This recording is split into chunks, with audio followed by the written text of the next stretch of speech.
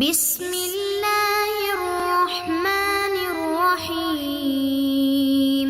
اللہ الرحمن الرحیم۔ السلام علیکم مزید طلبہ کرام، امید آپ حضرات خیریت سے ہوں گے۔ آج ہمارا صحیح مسلم کا سبق نمبر 386 ہے، جس کا عنوان ہے باب جواز حمل الصبیان فی الصلاۃ۔ آگے بڑھنے سے پہلے خلاصہ جات کو ایک نظر دیکھ لیں۔ گزشتہ سبق میں ہم نے اس عنوان کے تحت ان نکات پر بات کی تھی۔ آج کے سبق میں ہم اس عنوان کے تحت ان مذکورہ نکات پر بات کریں گے۔ تو بڑھتے ہیں سبق کی طرف۔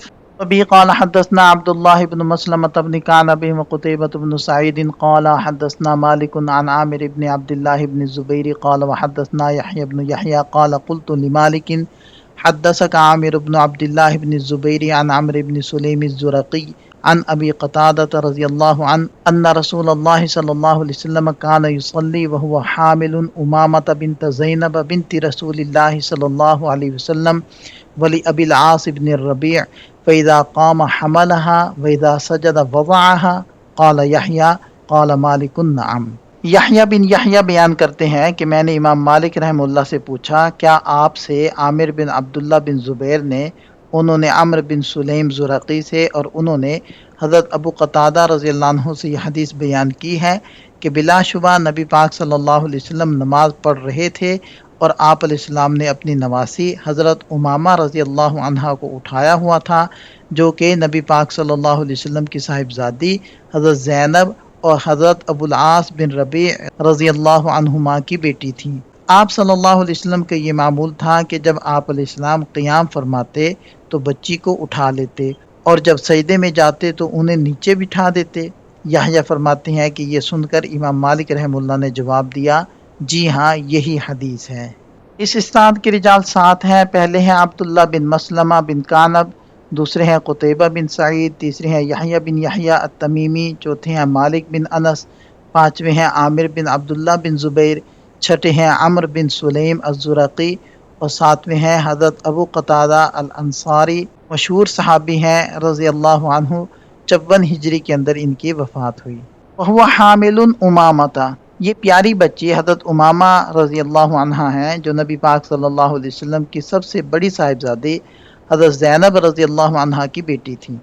واضح رہے کہ آپ صلی اللہ علیہ وسلم کی صاحبزادیوں میں سب سے چھوٹی اور آپ کی سب سے چہیتی بیٹی حضرت فاطمہ الزہرا رضی اللہ عنہ تھیں۔ اس مقام پر شارح نے نبی پاک صلی اللہ علیہ وسلم کے خاندانی پس منظر اور سیرت پر بھی مختصر روشنی ڈالی ہے۔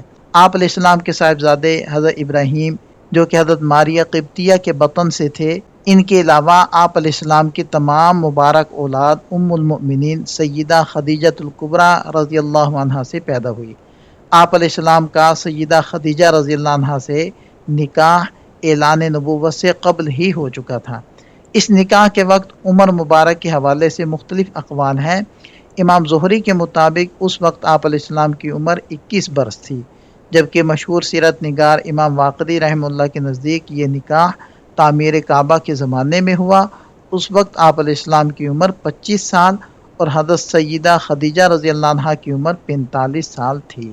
ایک تیسرا قول یہ بھی ہے کہ اس وقت آپ علیہ السلام کی عمر 30 سال اور سیدہ خدیجہ رضی اللہ عنہا کی عمر 40 سال تھی۔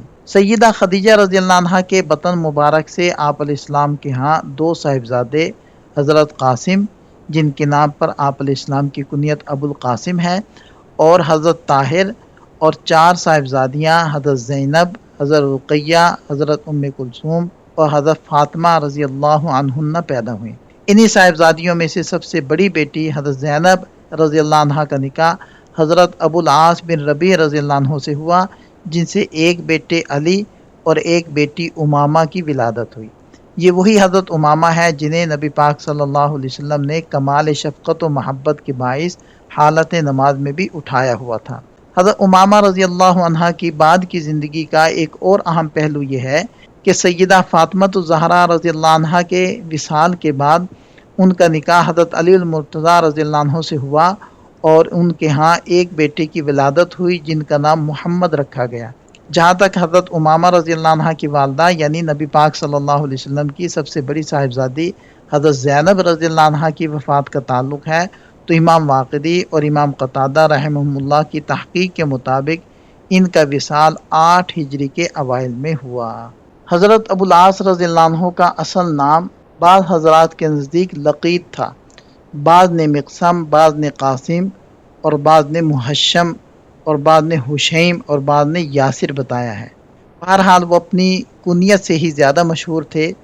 امام ابن اسحاق رحمہ اللہ ان کا خاندانی اور معاشرتی پس منظر پیش کرتے ہوئے فرماتے ہیں کہ حضرت ابو العاص مکہ مکرمہ کے ان ممتاز اور چنیدہ افراد میں سے تھے جو مال و دولت، امانت داری اور تجارت میں بہت نمایاں مقام رکھتے تھے۔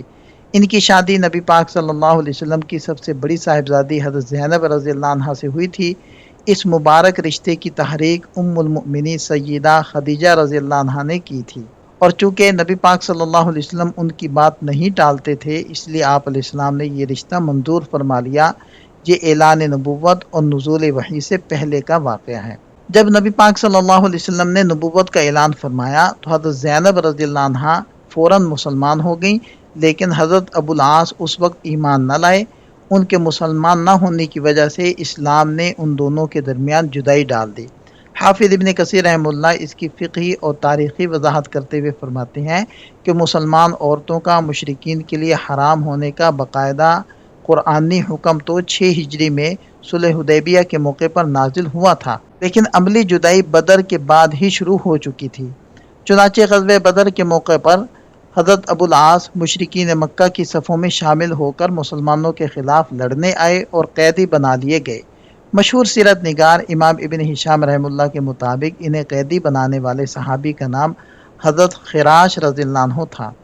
اس کے بعد کا واقعہ بہت ایمان افروز ہے کہ بالآخر فتح مکہ سے قبل حضرت ابو العاص نے صدق دل سے اسلام قبول کر لیا، ہجرت کر کے مدینہ منورہ تشریف لائے، اور نبی پاک صلی اللہ علیہ وسلم نے ان کی زوجہ حضرت زینب رضی اللہ عنہا کو بغیر کسی نئے نکاح کے ان کے پاس لوٹا دیا۔ آپ علیہ السلام نے ایک داماد کی حیثیت سے ان کے کردار کی بہت تعریف فرمائی کہ اس نے مجھ سے جو بات کہی سچ کہی اور جو وعدہ کیا اسے نبھایا۔ بعد ازاں حضرت زینب رضی اللہ عنہا کا وصال انہی کی زوجیت میں ہوا، جبکہ حضرت ابو العاص رضی اللہ عنہ کا اپنا انتقال سیدنا ابو بکر صدیق رضی اللہ عنہ کے دور خلافت میں ہوا۔ حضرت ابو العاص رضی اللہ عنہ کی رہائی کا جو واقعہ پیش آیا وہ تاریخ اسلام کا نہایت جذباتی اور ایمان افروز باب ہے۔ امام ابن اسحاق ام المؤمنین حضرت عائشہ صدیقہ رضی اللہ عنہا کے حوالے سے بیان کرتے ہیں کہ غزوہ بدر کے بعد جب مکہ والوں نے اپنے قیدیوں کو چھڑوانے کے لیے فدیہ مدینہ بھیجنا شروع کیا تو مکہ میں موجود نبی پاک صلی اللہ علیہ وسلم کی صاحبزادی حضرت زینب رضی اللہ عنہا نے بھی اپنے شوہر ابو العاص کی رہائی کے لیے کچھ مال روانہ کیا۔ اس مال کے ساتھ انہوں نے اپنے ایک خاص ہار بھی فدیے کے طور پر بھیج دیا۔ یہ کوئی عام ہار نہیں تھا، بلکہ یہ وہ یادگار ہار تھا جو ان کی والدہ مائدہ ام المؤمنین سیدہ خدیجۃ الکبریٰ رضی اللہ عنہا نے ان کی رخصتی کے وقت محبت سے ان کے گلے میں پہنایا تھا۔ حضرت عائشہ رضی اللہ عنہا فرماتی ہیں کہ جب نبی پاک صلی اللہ علیہ وسلم کی نظر اس ہار پر پڑی تو آپ علیہ السلام کو سیدہ خدیجہ رضی اللہ عنہا اور اپنی بیٹی زینب رضی اللہ عنہا کی یاد آ گئی۔ آپ پر انتہائی رقت طاری ہو گئی اور آپ کا دل بھر آیا۔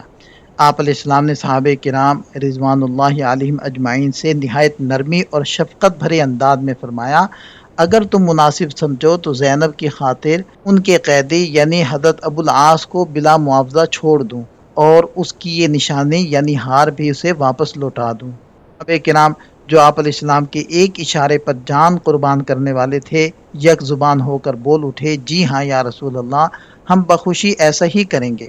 چنانچہ انہوں نے حضرت ابو العاص رضی اللہ عنہ کو فدیہ لیے بغیر رہا کر دیا اور وہ ہار بھی واپس کر دیا۔ امام ابن اسحاق رحمہ اللہ مزید فرماتے ہیں کہ نبی پاک صلی اللہ علیہ وسلم نے ابو العاص رضی اللہ عنہ کو رہا کرتے وقت ان سے یہ وعدہ لیا تھا کہ وہ مکہ جا کر حضرت زینب رضی اللہ عنہ کا راستہ نہیں روکیں گے، یعنی انہیں مدینہ منورہ ہجرت کرنے کی اجازت دے دیں گے۔ حضرت ابو العاص نے شرافت کا مظاہرہ کرتے ہوئے اپنا وعدہ سچ کر دکھایا اور مکہ پہنچ کر حضرت زینب رضی اللہ عنہا کو بخوشی مدینہ روانہ کر دیا۔ یوں وہ اپنے والد گرامی کی خدمت میں پہنچ گئی۔ اس کے بعد کافی عرصے تک صورتحال یہ رہی کہ حضرت ابو العاص رضی اللہ عنہ مکہ مکرمہ میں ہی اپنے پرانے مذہب یعنی شرک پر قائم رہے، اور حضرت زینب رضی اللہ عنہ مدینہ منورہ میں اپنے والد ماجد علیہ الصلوۃ والسلام کے سائے میں مقیم رہیں۔ لیکن بالآخر حق کی فتح ہوئی اور کچھ عرصے بعد حضرت ابو العاص رضی اللہ عنہ کا دل نور اسلام سے منور ہو گیا۔ انہوں نے اسلام قبول کیا، مکہ سے ہجرت کی اور مدینہ منورہ آ کر نبی پاک صلی اللہ علیہ وسلم کی خدمت میں حاضر ہو گئے۔ فَإِذَا قَامَ حَمَلَهَا، یعنی جب نبی پاک صلی اللہ علیہ وسلم قیام فرماتے تو بچی کو اٹھا لیتے۔ اس کی بڑی خوبصورت اور عملی وضاحت کی گئی ہے۔ سنن ابو داؤد میں امام مقبوری کے واسطے سے مروی روایت اس واقعے کی مزید تفصیل بتاتی ہے۔ اس روایت کے الفاظ ہیں کہ جب نبی پاک صلی اللہ علیہ وسلم رکوع میں جانے کا ارادہ فرماتے تو بچی کو پکڑ کر نیچے بٹھا دیتے، پھر آپ صلی اللہ علیہ وسلم رکوع اور سجدہ ادا فرماتے، اور جب سجدے سے فارغ ہو کر دوبارہ قیام کے لیے کھڑے ہوتے تو اس بچی کو دوبارہ اٹھا لیتے اور اپنے کندھے پر بٹھا لیتے۔ شارح فرماتے ہیں کہ سنن ابو داؤد کی اس تفصیل سے یہ بات بالکل صریح اور واضح ہو جاتی ہے کہ بچی کو اٹھانے اور سجدے کے وقت نیچے بٹھانے کا یہ عمل خود نبی پاک صلی اللہ علیہ وسلم نے انجام دیا تھا۔ یہ ایسا نہیں تھا کہ بچی خود بخود آپ علیہ السلام کے کندھوں پر چڑھ گئی ہو اور خود ہی اتر گئی ہو۔ یہ آپ علیہ السلام کی کمال شفقت اور شریعت میں عمل قلیل کے جواز کی واضح ترین دلیل ہے کہ خود امام کائنات صلی اللہ علیہ وسلم نے ارادتاً نماز کے دوران بچی کو اٹھایا اور بٹھایا۔ مشہور محدث اور فقیہ علامہ بدر الدین عینی رحمہ اللہ نے اس مقام پر فقہ حنفی کا موقف بڑی خوبصورتی سے واضح کیا ہے۔ وہ فرماتے ہیں کہ فقہ حنفی کی مشہور اور مستند کتاب بدائع الصنائع کے مصنف امام کاسانی رحمہ اللہ نے نماز کے دوران حرکت کو دو حصوں میں تقسیم کیا ہے، ایک عمل کثیر جس سے نماز ٹوٹ جاتی ہے اور دوسرا عمل قلیل جس سے نماز نہیں ٹوٹتی۔ عمل کثیر کا بنیادی اصول انہوں نے یہ بیان کیا ہے کہ یہ وہ کام ہے جسے سر انجام دینے کے لیے دونوں ہاتھوں کے استعمال کی ضرورت پڑے، جبکہ عمل قلیل وہ ہے جس میں دونوں ہاتھوں کی ضرورت نہ پڑے بلکہ ایک ہاتھ کے معمولی اشارے یا حرکت سے کام ہو جائے۔ اس اصول کو مزید واضح کرنے کے لیے انہوں نے چند روز مرہ کی مثالیں دی ہیں۔ مثلا اگر کوئی شخص نماز کے دوران تیر کمان پکڑے اور تیر چلائے تو یہ عمل کثیر ہے، اس سے نماز باطل ہو جائے گی۔ اسی طرح اگر کوئی عورت نماز کے دوران اپنے بچے کو اٹھائے اور اسے باقاعدہ دودھ پلانے لگے تو یہ بھی عمل کثیر کے زمرے میں آئے گا اور نماز فاسد ہو جائے گی۔ لیکن اگر محض روتے ہوئے بچے کو چپ کروانے یا سہارا دینے کے لیے اسے گود میں اٹھا لیا جائے تو چونکہ یہ عمل کثیر نہیں اس لیے اس سے نماز نہیں ٹوٹے گی۔ اس کے بعد علامہ کاسانی رحمہ اللہ نبی پاک صلی اللہ علیہ وسلم اور حضرت امامہ رضی اللہ عنہ کا یہی واقعہ نقل کر کے فرماتے ہیں کہ نبی پاک صلی اللہ علیہ وسلم کا دوران نماز بچی کو اٹھانا ہرگز مکروہ نہیں تھا۔ اس کی دو بڑی وجوہات تھیں۔ پہلی وجہ تو یہ ہے کہ آپ علیہ السلام کو اس وقت اس عمل کی ضرورت تھی کیونکہ بچی کو سنبھالنے والا قریب کوئی اور موجود نہیں تھا، اور دوسری بڑی وجہ یہ تھی کہ آپ علیہ السلام شارع ہیں۔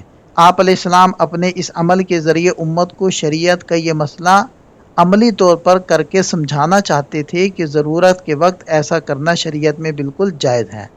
علامہ عینی رحمہ اللہ اپنی بحث کو سمیٹتے ہوئے موجودہ دور کے لیے اس کا حتمی فقہی خلاصہ بیان کرتے ہیں کہ ہمارے اس دور میں بھی شریعت کا یہی حکم ہے، اگر ہم میں سے کسی کو ضرورت پیش آ جائے، مثلا بچہ رو رہا ہو یا اسے گرنے اور چوٹ لگنے کا اندیشہ ہو، تو ضرورت کے تحت اسے نماز میں گود میں اٹھا لینا بالکل جائز ہے اور اس میں کوئی کراہت نہیں ہے۔ البتہ اگر کوئی معقول وجہ یا ضرورت نہ ہو اور پھر بھی کوئی شخص نماز میں بچے کو اٹھانے اور بٹھانے کا مشغلہ اپنا لے تو پھر بغیر ضرورت کے ایسا کرنا مکروہ ہوگا۔ اب سوال یہ پیدا ہوتا ہے کہ شریعت میں عمل کثیر کی حتمی تعریف اور پہچان کیا ہے؟ فقہ حنفی کی مشہور اور معتبر کتاب الدر المختار میں اس حوالے سے تفصیلی بحث کی گئی ہے۔ اس میں بنیادی اصول یہ بیان کیا گیا ہے کہ نماز کے دوران ہر وہ عمل کثیر جس کا تعلق نہ تو نماز کے افعال سے ہو اور نہ ہی وہ نماز کو درست کرنے کے لیے کیا گیا ہو، وہ نماز کو فاسد کر دیتا ہے۔ اب یہ کیسے طے ہو کہ کون سا عمل کثیر ہے اور کون سا عمل قلیل؟ اس حوالے سے فقہائے کرام کے 5 مختلف اقوال ہیں۔ اس عبارت میں ان میں سے 3 اقوال کو ذکر کیا گیا ہے۔ پہلا قول جو کہ سب سے زیادہ صحیح اور راجح ہے، یہ قول دیکھنے والے کے تأثر پر مبنی ہے۔ اگر کوئی شخص دور سے نماز پڑھنے والے کو دیکھے اور اس کی حرکت کو دیکھ کر اسے 100% یقین ہو جائے، یعنی اسے ذرا سا بھی شک نہ رہے کہ یہ شخص نماز نہیں پڑھ رہا، تو یہ عمل کثیر ہے۔ لیکن اگر دیکھنے والے کو شک ہو جائے کہ پتہ نہیں یہ نماز پڑھ رہا ہے یا کوئی اور کام کر رہا ہے تو یہ عمل قلیل کہلائے گا۔ اس سے نماز نہیں ٹوٹے گی۔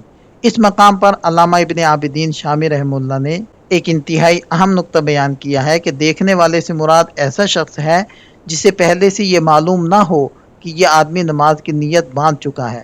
یعنی اگر ایک بالکل اجنبی آدمی اچانک اسے دیکھے تو اس کا جو تاثر ہوگا وہ فیصلہ کن ہوگا۔ دوسرا قول یہ ہے کہ جس کام کو عام طور پر دونوں ہاتھوں سے کیا جاتا ہو، جیسے امامہ باندھنا وغیرہ، تو وہ عمل کثیر ہے، چاہے کوئی شخص مہارت دکھاتے ہوئے اسے ایک ہاتھ سے ہی کیوں نہ کر لے۔ اور جس کام کو عام طور پر ایک ہاتھ سے کیا جاتا ہو، جیسے ٹوپی پہننا، اتارنا وغیرہ، تو وہ عمل قلیل ہے، چاہے وہ دونوں ہاتھوں سے کیا جائے۔ البتہ اگر یہی ایک ہاتھ والا کام لگاتار 3 دفعہ کیا جائے تو پھر وہ عمل کثیر بن جائے گا۔ علامہ ابن نجیم رحمہ اللہ نے بحر الرائق میں اس دوسرے قول کو کمزور قرار دیا ہے، کیونکہ یہ اصول ان افعال پر لاگو نہیں ہوتا جو ہاتھوں کے بغیر کیے جاتے ہیں، مثلا نماز کے دوران کچھ چبانا یا کسی کو بوسہ دینا وغیرہ، جن سے بہرحال نماز ٹوٹ جاتی ہے۔ عمل کثیر کو پہچاننے کا تیسرا قول اور اصول بہت سادہ ہے کہ اگر کوئی شخص نماز میں لگاتار 3 حرکتیں کرے تو وہ عمل کثیر ہے، اور اگر 3 سے کم حرکات ہوں تو وہ عمل قلیل ہے، اور اس سے نماز پر کوئی اثر نہیں پڑے گا۔ گزشتہ سلائیڈ کے اندر ہم نے عمل کثیر کی پہچان کے 3 اقوال تفصیل سے سمجھے۔ اب اس سلسلے کا چوتھا قول آپ ملاحظہ کریں۔ چوتھا قول یہ ہے کہ کوئی بھی ایسا کام عمل کثیر کہلائے گا جو باقاعدہ قصد اور ارادے سے کیا جائے، اور عام طور پر اس کام کو انجام دینے کے لیے ایک الگ مجلس یا خاص وقت درکار ہو۔ فتاویٰ تاتار خانیہ میں اس قول کی دلیل کے طور پر ایک مثال پیش کی گئی ہے کہ اگر کوئی عورت نماز پڑھ رہی ہو اور اس کا شوہر شہوت سے اسے چھو لے یا بوسہ لے لے، یا کوئی بچہ آ کر ماں کا دودھ پینے لگے اور دودھ نکل آئے، تو چونکہ یہ وہ افعال ہیں جن کے لیے عام طور پر ایک الگ مجلس درکار ہوتی ہے، اس لیے ان سے نماز فاسد ہو جائے گی۔ پانچواں قول اس حوالے سے قدرے مختلف ہے۔ اس قول کے مطابق عمل کثیر یا عمل قلیل کا فیصلہ خود نماز پڑھنے والا اپنی ثوابدید اور ذاتی رائے کے مطابق کرے گا۔ یعنی اگر نمازی کے دل میں یہ بات آئے کہ اس نے بہت زیادہ حرکت کر لی ہے تو وہ عمل کثیر ہوگا، اور اگر وہ سمجھے کہ یہ معمولی حرکت ہے تو اسے عمل قلیل مانا جائے گا۔ یہاں تک تو 5 اقوال مکمل ہو گئے۔ اب سوال یہ ہے کہ ان میں سے سب سے زیادہ قابل عمل اور راجح قول کون سا ہے؟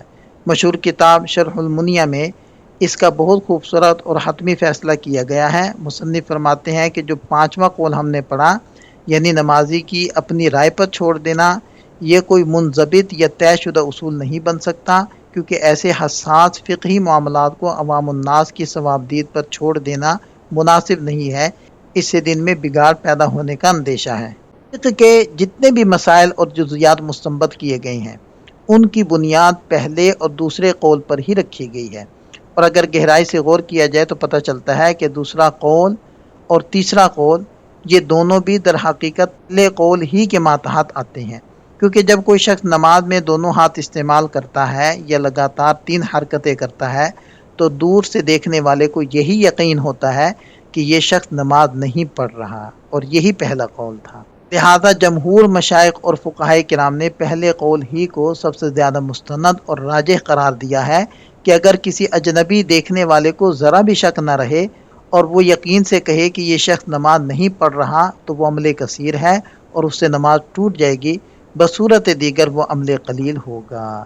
حدیث متفق علیہ ہے، اور دیگر ائمہ حدیث نے بھی اپنی اپنی کتابوں کے اندر اس حدیث کو ذکر کیا ہے۔ ابی قال حدثنا محمد بن ابی عمر قال حدثنا سفیان عن عثمان بن ابی سلیمان وابن عجلان سمع عامر بن عبد الله بن الزبیر يحدث عن عمرو بن سليم الزرقي عن ابي قتادة الانصاري رضي الله عنه قال رأيت النبي صلى الله عليه وسلم يؤم الناس وأمامة بنت أبي العاص وهي بنت زينب بنت النبي صلى الله عليه وسلم على عاتقه فإذا ركع وضعها وإذا رفع من السجود أعادها۔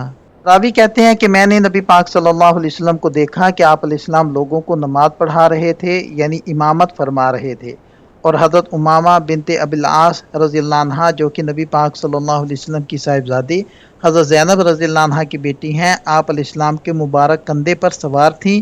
آپ علیہ السلام کا یہ معمول تھا کہ جب آپ رکوع میں جاتے تو بچی کو نیچے بٹھا دیتے، اور جب سجدے سے سر مبارک اٹھاتے تو انہیں دوبارہ کندھے پر بٹھا لیتے۔ اس اسناد کے رجال 7 ہیں۔ پہلے ہیں محمد بن ابی عمر، دوسرے ہیں سفیان بن عیینہ، تیسرے ہیں عثمان بن ابی سلیمان، چوتھے ہیں ابن عجلان، اور بقیہ حضرات کا تذکرہ اس سے پہلے ہو چکا ہے۔ ابھی قال حدثنا ابو الطاہر قال اخبرنا ابن وهب عن مخرمة بن بكير قال وحدثنا هارون بن سعيد الايلي قال حدثنا ابن وهب قال اخبرني مخرمة عن ابي عن عمرو بن سليم الزرقي قال سمعت ابا قتادة الانصاري رضي الله عنه يقول رأيت رسول الله صلى الله عليه وسلم يصلي للناس وأمامة بنت ابي العاص على عاتقه فاذا سجد وضعها۔ اس اسناد کے رجال 7 ہیں۔ پہلے ہیں ابو الطاہر احمد بن عمرو، دوسرے ہیں ابن وہب، تیسرے ہیں ہارون بن سعید الایلی، چوتھے ہیں مخرمہ بن بکیر، اور پانچویں ہیں ان کے والد گرامی بکیر بن عبداللہ۔ بقیہ 2 حضرات کا تذکرہ اس سے پہلے ہو چکا ہے۔